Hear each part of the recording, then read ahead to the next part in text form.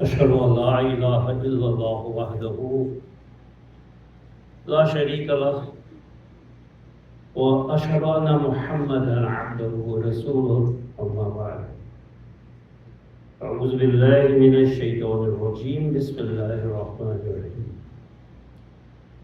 In today's sermon, I'm going to explain why we predict the visible crescent by calculating it.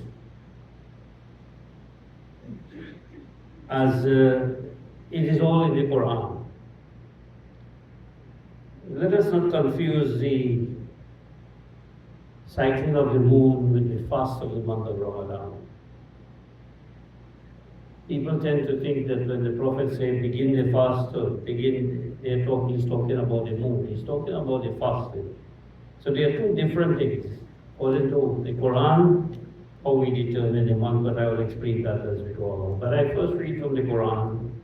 أعوذ بالله من الشيطان الرجيم بسم الله الرحمن الرحيم والقمر قدرناه منازل حتى عاد كالعرجون القديم صدق الله العلي العظيم وصدق رسوله النبي الكريم ونحن على ذلك من الشاهدين. I can testify that there is no other God but Allah.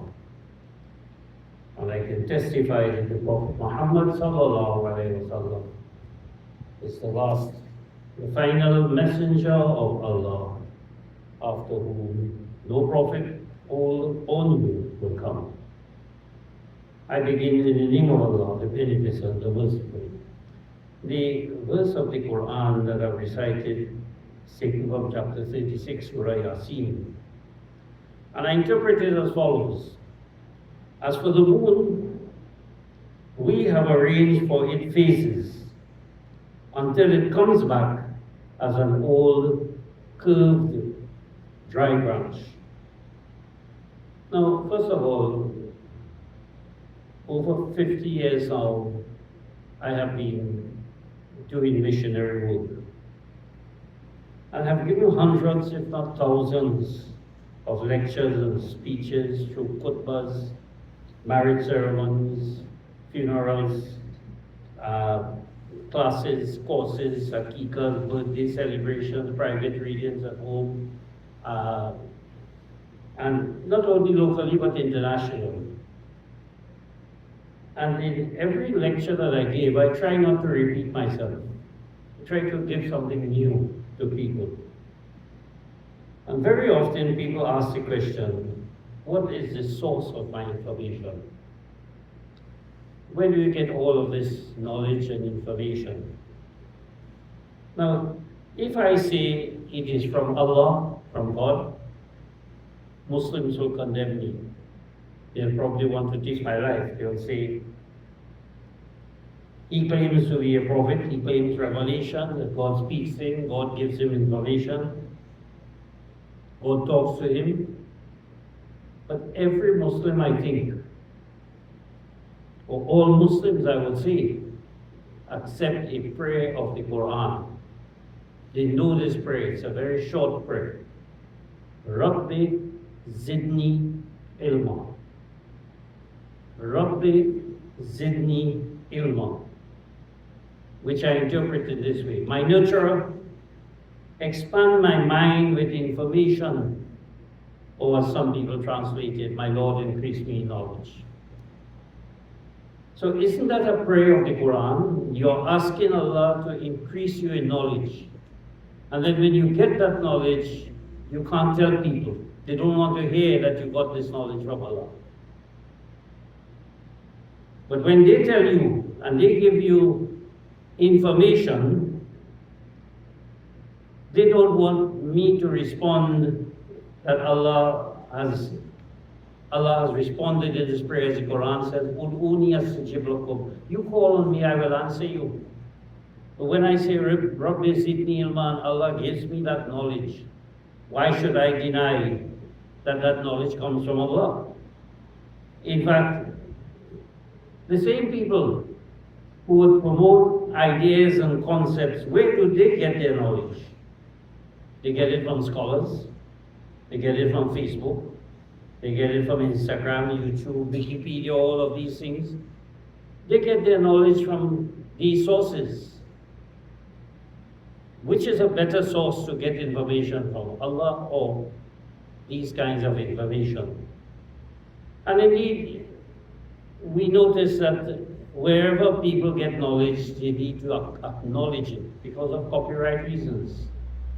So you see nice quotes that people share on Facebook, they will say it's this author, this particular writer. They find some nice quotes, some nice saying, some very motivational ideas, very good ones.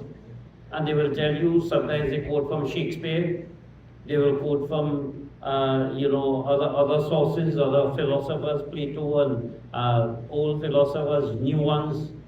They will say the president of so-and-so said so, Muslim country or non-Muslim. They quote their sources. And nobody challenges them. But if I were to quote my source and say that, look, yes, I have read all of those. I read Wikipedia and go on YouTube and the internet and all of these things and get information. But the greatest source of information is Rabbi Zidni Ilma. When I ask Allah to grant me that knowledge. And it's good to see that people today don't want to accept that God gives knowledge. That was one of the important claims of Mirza Ghulam Ahmad. When he said, I have received revelation, it doesn't make me a prophet. It just makes me a more knowledgeable person that I can interpret and explain the Qur'an to you. And I can show you how to explain it is Allah who gives me this knowledge. But people don't want to hear what comes from Allah, even Muslims. They prefer technology. Anything that comes to them from technology. But especially when it comes to the sighting of the moon and other issues, Taraweeh namaz, Tahajjud namaz and so on. You are seeing so many things on Facebook, on the internet and all of these, about these disputes. Halal and haram and hijab and all of these things. Everybody is giving an opinion. In fact, to my mind, technology has caused more confusion. Especially when it comes to the sighting of the moon. As a young man growing up, people didn't know about technology. They would look for the moon, and there must have been some kind of dispute, differences, but in most cases there was no confusion. And now today you find with technology, everyone seems to be an authority. They're querying whether Saudi Arabia is right. Should we go with Saudi Arabia? Should we go with local sighting? Is Saudi Arabia right? Is Saudi Arabia wrong? And you find all kinds of things being disseminated. No one is better off. So everyone seems to be an authority who has some idea for change. Sometimes they say, how we should sight. Years ago, people said, well, if we can't see the moon, let's take a plane and go up, and if we see the moon and so. So some Maulanas went up in a plane, the government provided with them, the army sent a plane and they went. They saw the moon, they came back, and then the other Maulanas who didn't get a ride in that plane. Because that was a unique thing long ago to get a ride in a plane. They didn't get this free ride, so they condemned them and said, no, that is haram. You can't use it. But then people say you have to see with your physical eye, your bare eyes. So if you have glasses, you can't. If you're looking through the glass of an aircraft, that is not possible. But then someone came up now and said, well, with technology now, you could take a telescope and you could see the finest moon. But they didn't say what power telescope. Should you take a toy telescope that you buy in the toy shop and you look at the moon? Or should you take a big telescope? What size telescope? What power telescope?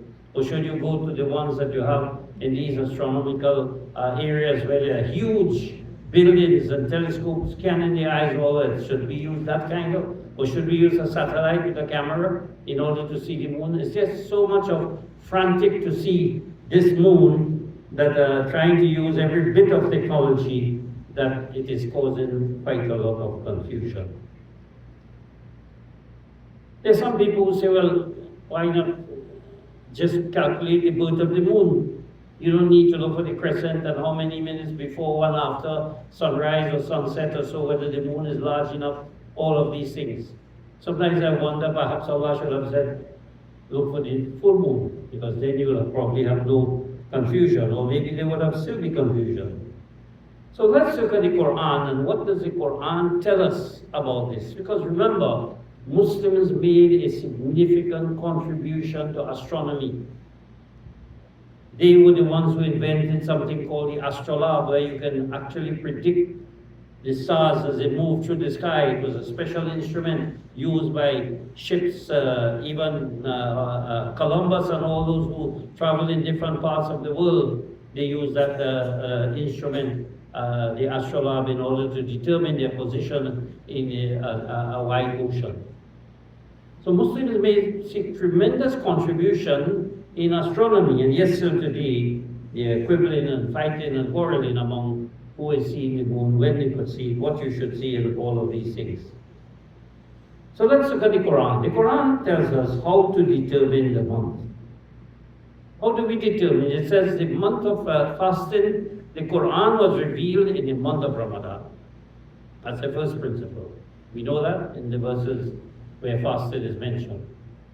And then it tells us, whoever has evidence of the month, فَمَنْ شَهِدَ مِنْكُمْ, whoever among you is aware of the month, has information about the month, فَلْيَصُمْ فِيهِ, let him please fast in the month of Ramadan. But how do we know when the month of Ramadan is? Or any month for that matter. The section after the section on fasting in the Quran, that tells us how to determine the month. So after telling us about whoever among you provide information about the month, please fast in it. Then it tells us how to determine the month. And it says, speaks of what is called the hilal.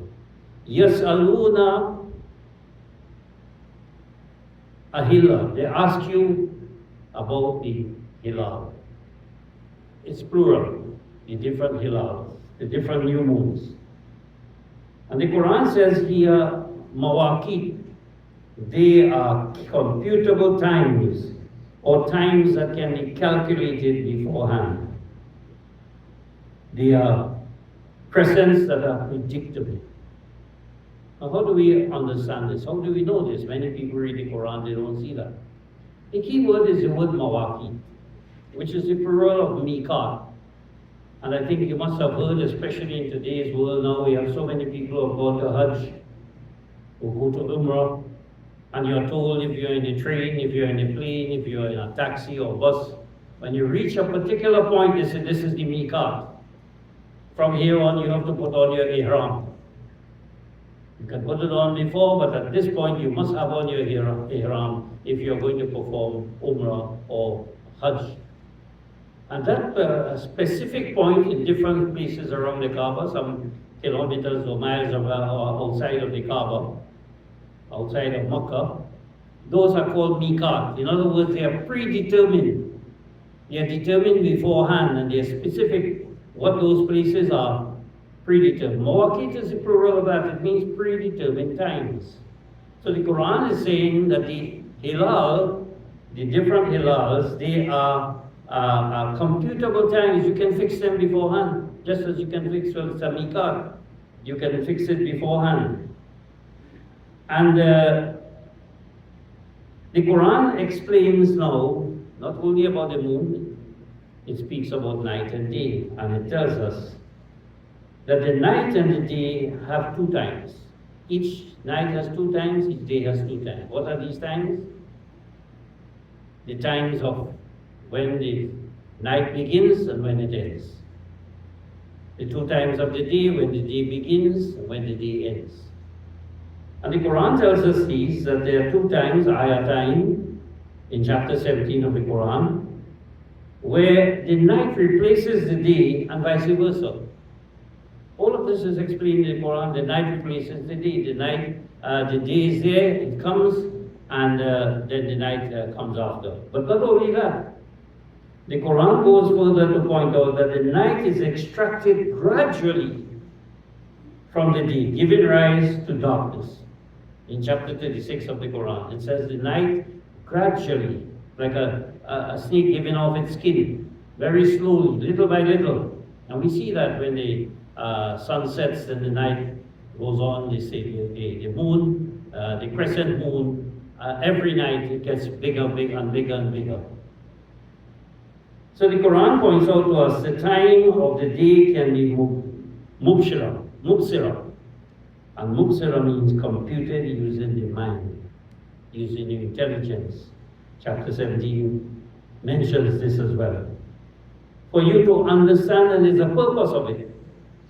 You can calculate these in order to determine the years and what is known as Hisab. Hisab means what's the next step. So you can determine the sighting of the crescent and what's the next step. Should we have fast tomorrow? We calculate it. Should we not? Should we have Eid tomorrow? Should we not? Or should we, for any month, should we have performed the Hajj, begin the Hajj or not? Or do we determine Eid al-Adha and all of these things? Now, the Quran goes further to point out to us, which we know today, but was something that the Arabs knew by their language, but not by the experience, in that the moon is a reflected object. It does not have a light of its own. The Quran indicates that in chapter 71. And it says, don't be confused. When it comes to the moon, don't be confused. The moon becomes what is called khashaf. Khashaf means it does not reflect light, it becomes dark or goes into what is called an eclipse when the sun and the moon are together in what is called conjunction. So that is the birth of the moon. So the Quran is telling us that the birth of the moon is effaced. You can't see it. Impossible. But remember, the Quran also tells us that the moon and the day comes in gradual phases, and it indicates this to us. It further explains that the sun is what is called siraj. And siraj means the light is produced from fuel. Just as you'll have a torch, a flambeau, or anything that has fuel, burns, it gives a light. But in the case of the moon, it is called nur because it gets its light by borrowing or adopting the sun's light. Chapter 91 of the Quran tells us this. The moon borrows the light from the sun. It is reflected. Just as you see a light, but then you have a mirror. The mirror does not have a light of its own, but it's reflecting. You can reflect it far away. You see sometimes in movies, in people giving a signal by means of a light that is shining from a far distance. The Quran also indicates to us in chapter 10 that it has precise timings through stages or phases for you to understand the computation of years. So Allah says, I have planned this, I have organized the moon to go through different phases, different stages, so that you can use it to compute years in advance even. Not just 1 year, but years. It says, as for the moon, we have arranged for its phases until it comes back as an old curved dry branch. That is a slender crescent. If you look at a palm branch, you will see that when it gets dry and old, it becomes curved. You look at a coconut tree, but you'll see at the end it's curved like a crescent. So the Quran uses this illustration to point out to us that the moon goes through phases until it returns and it comes like a crescent. That is why we look for the visible crescent, a crescent that can be seen. So it is important to note that it is possible to see the sun and the moon in movement within the mind, intelligently with your intellect. Is it possible? Is that really possible? People say, no, you can't, you have to see it, you can't calculate it. But the Quran says, yes. You can determine the movement of the moon long in advance. What evidence is that? It points out that even a little boy, a little young man, was able to see the sun and moon in the future. He saw them moving, he saw them making sajda, he saw them however that is. But it was a movement of the sun and the moon, going up or going down. You can't see the sun and the moon actually making sajda because there are no hands or feet or so. But perhaps it means bowing or prostration, meaning that the sun or the moon will go up and down in its motions, in its movement. And that reference is, of course, in chapter 12 of the Qur'an. Where Joseph, the prophet Joseph, as a young man, even before he became a prophet, Qur'an says we give him the interpretation of hadith, of narratives, of some people think dreams. The Jews believe that the Christians believe that Joseph was an interpreter of dreams. But Joseph saw the sun and the moon not with the physical eyes, but with the knowledge which came from Allah. The knowledge that came from Allah. Because as a young man, he saw the movement of the sun and the moon. Of course, that prophecy was a prophecy that was manifested when he became a big man and he was now king of the land in which he had migrated to. And people interpret it in this way, that sun and the moon means his parents came and bowed down before him. They recognized his greatness and his 11 brothers, because he said, I saw the sun and the moon and 11 stars bowing. So that when we look at the Quran, we will find it is a book that gives us so much knowledge and information. A person doesn't require scholarship in order to understand the message of the Quran. What they require is common sense. Perhaps that is the reason why Allah has chosen an unlettered, illiterate Prophet Muhammad to give this mighty and worthy book, the Quran, to such a person who had no schooling whatsoever.